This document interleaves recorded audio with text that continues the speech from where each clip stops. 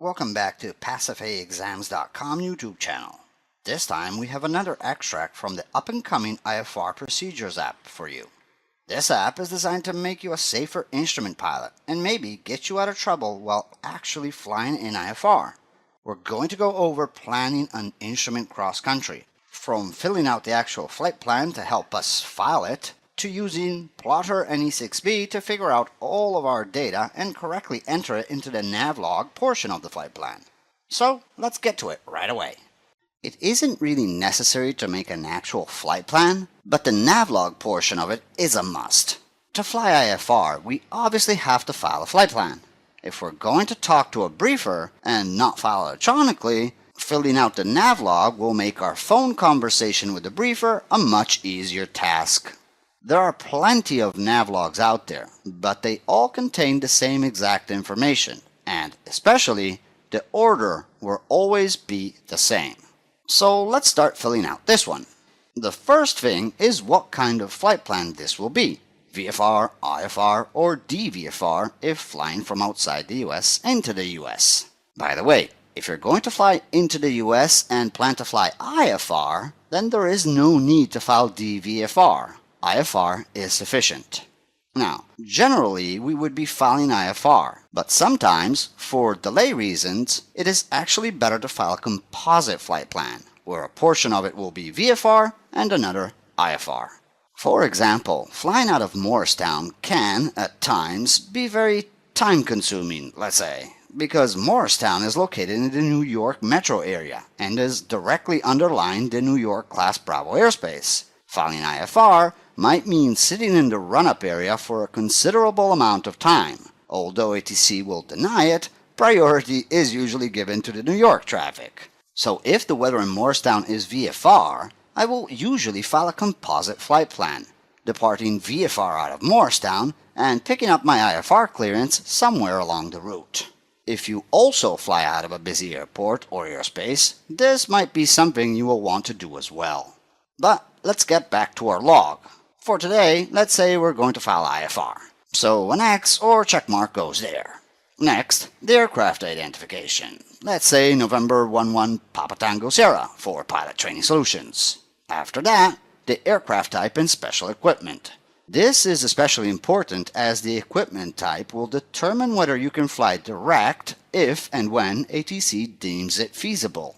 If you file no RNAV or GPS capability, ATC will probably not give you any direct routing. By the way, if you are unfamiliar with the aircraft type, say you're flying a Cessna 400 of a friend and don't remember the type, just tap on the button on the top left corner. Once there, input the manufacturer, in this case Cessna, and the type, in this case again 400. Tap on search and voila, the code will be revealed. If instead or also do not remember the special equipment code, then tap on the top right button to get a list of the equipment codes. Now back to our log again. Let's say our airplane is indeed a Cessna 400 with an IFR G1000. So we enter COL4/G for Columbia 400 and Golf. Next is our true airspeed, which will be 180 knots. If you're familiar with the aircraft, just go by memory. It's not necessary to be 100% precise. And if you're not familiar, a visit to the performance section of the POH is probably a good idea. Next, we will be departing Morristown, so KMMU, at a proposed time of 18 Zulu. The actual time will be obviously left blank. This actual time is very important in the case we lose communications, something we will be thoroughly going over later on. For the altitude en route, we need to go back to the tower and route control section of the AFD to again find a suggested altitude of 4,000 feet and a route of Sparta VOR, Victor 213 to Healing intersection and direct to our destination, which in this case will be Orange County Airport, KMGJ. The time en route will be 30 minutes, and this is also fairly important for lost communications. Here you will want to calculate in excess, but not by too much, or you'll be stuck in a holding pattern for a long time, again in the case of lost comms. The remarks section is where you would enter, for example, that you would rather not execute any SIDs or STARS, standard instrument departures or standard instrument arrivals. Maybe because you do not have the textual description of them with you, which would prohibit you from executing them. And by the way, this is probably a good time to remind you that as long as your plates and charts are current, they can be in any format to be considered legal, even if on an iPad. The total fuel on board will be 4 hours and 45 minutes. I always top off the tanks, no matter what. Again, always consider the worst case scenario, especially in IFR. If you're not flying commercially, there really is no reason not to top off the tanks before going to fly. I mean, the only reason I can think of is if the passengers and baggage load would bring you over max weight. At which point, I would still probably be inclined to leave the mother-in-law rather than the fuel behind, if you know what I mean.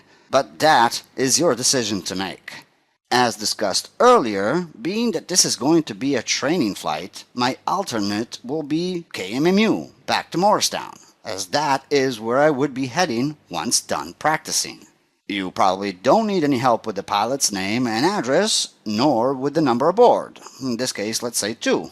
For the color of the airplane, the initial letter is sufficient, so in this case, W for white and R for red. And finally, the destination contact number, which should preferably always be your cell phone number. Again, in the case of lost comms, or in the case you forget to cancel IFR at an uncontrolled field, that would be the number ATC would use to make sure your flight had indeed a positive outcome.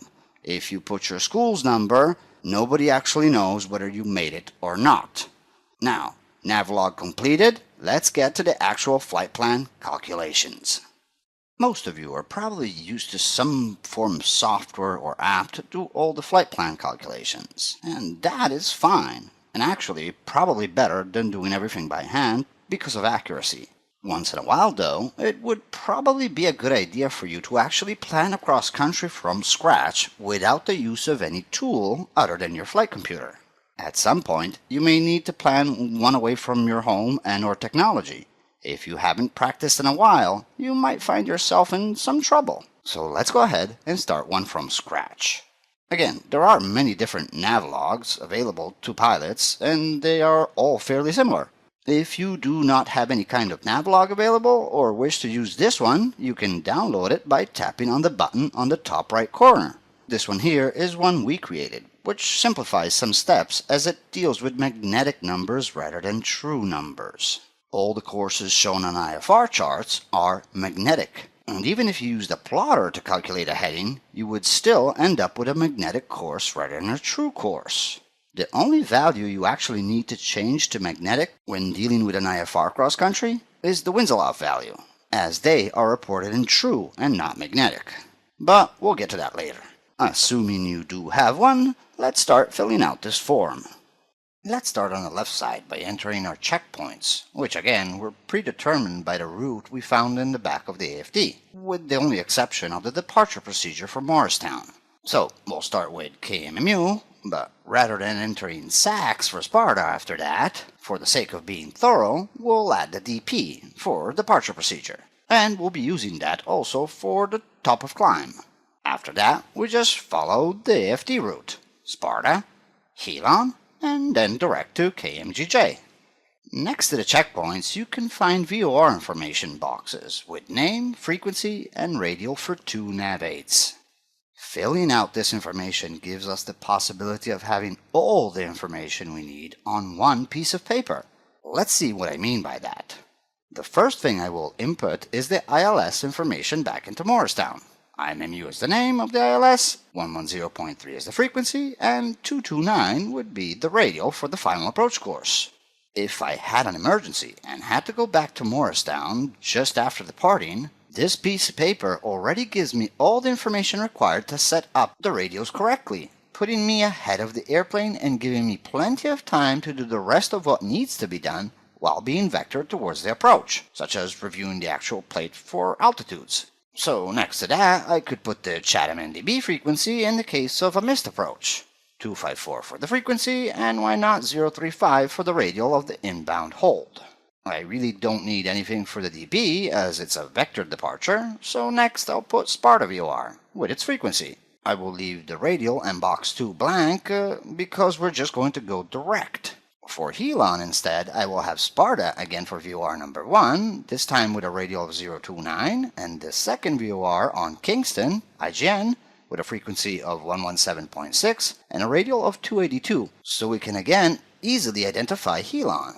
Finally, we will input the ILS for MGJ with a frequency of 111.7 and a radial of 029. And to the right of that, the Huguenot VOR with a frequency of 116.1 and a radial of 094, which might come in handy to identify the final approach fix. Let's leave the middle empty for now and skip to the right side for the frequencies. For Morristown, 124.25 for the departure ATIS and 119.275 for the KMGJ ASOS, and so on, filling out all the frequencies which we can easily copy from the approach plates. Again, do we actually need to fill out all of this information?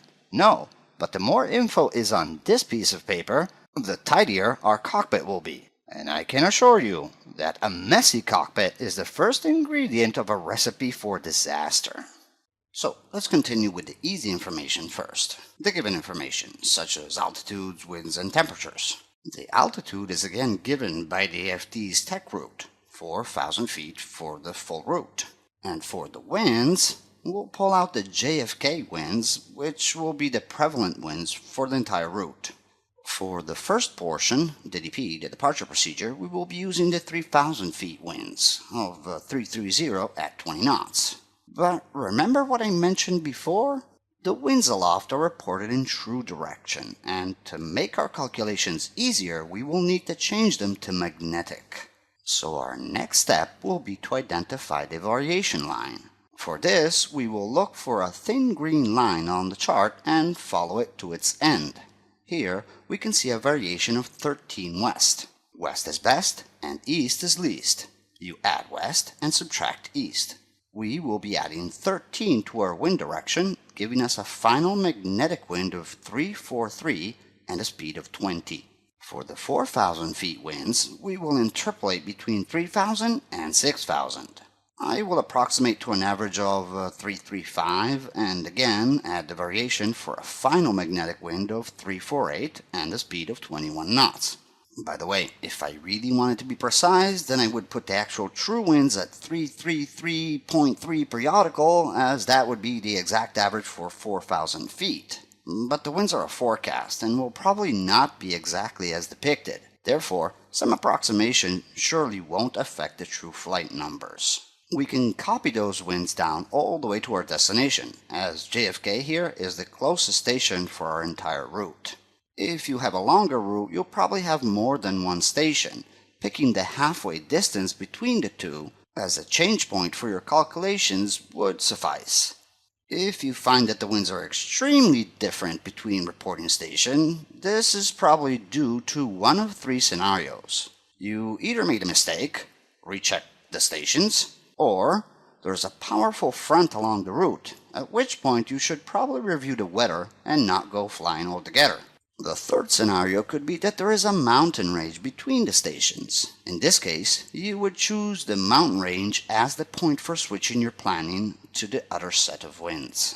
For the temperature, I will use the same averaging system to find positive 5 degrees throughout the entire route. As we can see, there is 1 degree at 6,000 feet, so at 4,000 feet it would increase by 4 degrees, assuming standard conditions exist, 2 degrees per 1,000 feet. Continuing with our flight planning, we will now need our POH, our Pilot Operating Handbook, because we need to calculate our true airspeed and fuel consumption and other things. We will use the departure procedure as the top of climb, so we'll use the climb performance data, and for the rest, the cruise data. In my case, a Columbia 400, 110 knots is the recommended climb speed. From the same table, I can determine that the climb rate will be approximately 1,300 feet per minute, the total distance 6 miles, the time 3 minutes, and finally the fuel consumption will be 2 gallons. So I enter all those values in my flight plan. Now, looking at the cruise performance, I can see that with 65% horsepower at 4,000 feet with a temperature of 5 degrees, my true airspeed will be around 180 knots and the fuel consumption 24 gallons per hour. So on to the distances and magnetic courses. We already have the information for the departure procedure because the course is given on 220, and generally New York approach will turn us towards Sparta at about 5 to 6 miles, so we'll use 6 miles, which matches the top of climb. So let's move on to the route. For the off-route distances and courses such as the one from our top of climb to Sparta, we'll need to use a plotter. And by the way, make sure that plotter is the same scale as the chart. It's an IFR plotter. The easiest way to do this is to align the plotter with the scale at the top of the chart, and if the distances match, you're good to go. If not, you might need to buy a new plotter, or use another method that I will discuss in a little bit. The first thing you should do is rotate the chart so that the north references of the VORs is straight up. This is just to make things easy. Then we align the plotter on a direction of about 220 from Morristown. This can be easily done by aligning the plotter with the compass rose of any VOR and finding out the 220 radial, and then sliding that plotter over Morristown, maintaining its direction. At this point, we will simply be adding a dot on the chart at 6 miles, because that's the departure procedure distance. Now we align the plotter between the dot and the center of Sparta VOR. We slide it to calculate the distance and find about 21 nautical miles, and the course is easily determined by looking at the VOR compass rose and the alignment of our plotter. And this looks like a magnetic course of about 002. The distance and course between Sparta and Helon is given right on the chart. The distance is 38 nautical miles, given by either the DME number, the one given inside the D at Helon, or by adding all the fixed distances. And the magnetic course is also shown on the Victor Airway, in this case 029. Finally, for the course and distance between Helon and KMGJ, we will repeat the method used before with the plotter to find a distance of about 9.5 nautical miles and a magnetic course of about 189.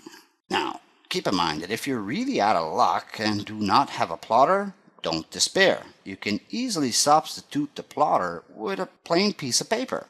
First, mark 6 miles on the paper using the scale at the top, and then align it with the VOR to parallel the 220 radial. Now slide it over Morristown, and again, mark the chart with a dot at the 6 mile distance. Align the paper between the dot on the chart and Sparta, and mark a second dot on the piece of paper. After determining the magnetic course using the same method we used with the plotter, we'll put the paper over the scale at the top of the chart and again measure the distance. Rinse and repeat for the Helon to KMGJ course and distance, and you're all set.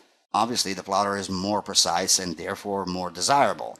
But if you're lost in the middle of Timbuktu without any aids, well then a piece of paper is better than nothing. Also, it's not really important to be incredibly precise, because the reality is that we would never actually fly that full route. We will be receiving radar vectors the entire time, and New York approach would never send us all the way to Helon to then backtrack towards Orange County. Even in the event of lost communications, ATC would expect us to fly the shortest route possible to our destination. The sooner you get out of the way, the better for everyone, especially if you're in a semi-emergency like lost comms. But again, we will be discussing this thoroughly, so for now, just take my word for it. Adding all the distances found together will give us the total distance of 74.5 miles. So now we can calculate the remaining distances for each checkpoint and add them to the log. And now let's get to the E6B for the rest of it. Finally, let's get to the actual calculations using first the manual flight computer, the E6B, and then the electronic flight computer, such as the CX2. As usual, we'll start from the left side of the flight plan. Tackle the wind correction angle, magnetic heading, and ground speed by using the wind side of the E6B. If you haven't used the E6B in a while, or never used it at all, you'll find that getting comfortable with it is really easy. All you need to do, as a matter of fact, is follow the instructions right on it. For the wind correction angle and ground speed, we will be following the legend on top of the E6B.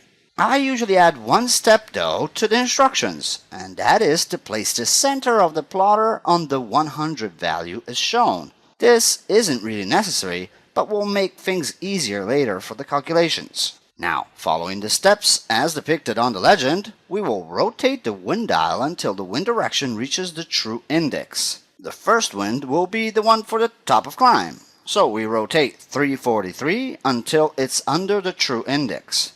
Next, we will follow step 2 and place a mark at 120 since the wind is 20 knots. Then follow step 3. Rotate the wind dial again until our magnetic course of 220 is on top under the true, well in this case magnetic, index. As per step 4, we will slide the mark we made before until it reaches our true airspeed of 110 knots. Finally, we can read the ground speed of 120 knots over the center of the dial and a correction of 9 to the right from the center to our mark. As shown by both the E6B legend and the flight plan, a right correction will be added, which gives us a final magnetic heading of 229. If you rinse and repeat the process for the rest of the courses and speeds, you'll find a magnetic heading of 358 and ground speed of 159 from the top of climb to Sparta, a magnetic heading of 025 and ground speed of 163 from Sparta to Helon, and finally a magnetic heading of 191 and speed of 199 from Helon to Orange County. Now we'll flip the E6B around to move to the time and fuel calculations. Again, all we need to do is follow the instructions right on the flight computer to determine these final numbers.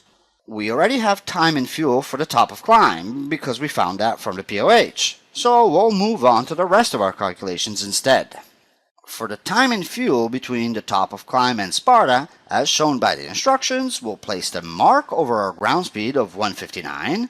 On the outside, we look for the distance of 19 nautical miles, and on the inside, we'll find a time of just above 7 minutes. And to be conservative, well, let's call that 8 minutes. Now remember that 8 could mean 8, 80, 8 million, etc. It is up to us to determine the number that fits. If the distance was 190 miles instead of 19, that number would probably be 80 minutes, an hour and 20 minutes. But in our case, 8 minutes definitely fits better a distance of 19 miles at 159 knots. Rinse and repeat again for the rest of our times, and place the values on the flight plan. Finally, for our fuel, again, we'll follow the legend. We'll place the mark over 24, and that's because that's the cruise gallons per hour found on the POH. This time, on the inside, we will find our times, and the consumption will be shown on the outside. If you look at 8 minutes, that corresponds to about 3 gallons, 14 minutes to 6 gallons, and so on. We can now fill out the remaining fuel numbers. We subtract from our initial total of 102 gallons to find out that we'll have still 90 gallons of fuel left over at the end of the flight, which is definitely sufficient for an IFR reserve of 45 minutes as required by the FARs. This completes our flight plan calculations. The rest of the blank boxes could be filled out during the flight if absolutely needed. For example, if we're cutting it short with fuel, then we would definitely want to double check our calculations in the air to make sure they're actually working as planned, and we will indeed have enough fuel for the entire flight. On a flight like this one, I would not enter the values during the flight, because doing so only distracts me from the most important goal, which is staying ahead of the airplane and staying safe. Get a new gift from us at PassFAExams.com every month. This June, purchase the all-in-one instrument for $139 and receive both iPad apps absolutely free. In other words, spend $139 and receive $150 in free apps alone. Now, keep in mind that this was just an extract from our up-and-coming IFR Procedures app and has at times referenced areas that may have been covered earlier or will be covered later in the app. The app should be released by the end of this summer and will be the latest addition to our line of products designed to help you become a better and safer pilot, and as a side effect, help you ace all of your aviation exams, written and check ride. Visit PassFAExams.com and let us help you achieve your aviation dreams. Till next time, we at Pilot Training Solutions wish you all happy flying and blue skies.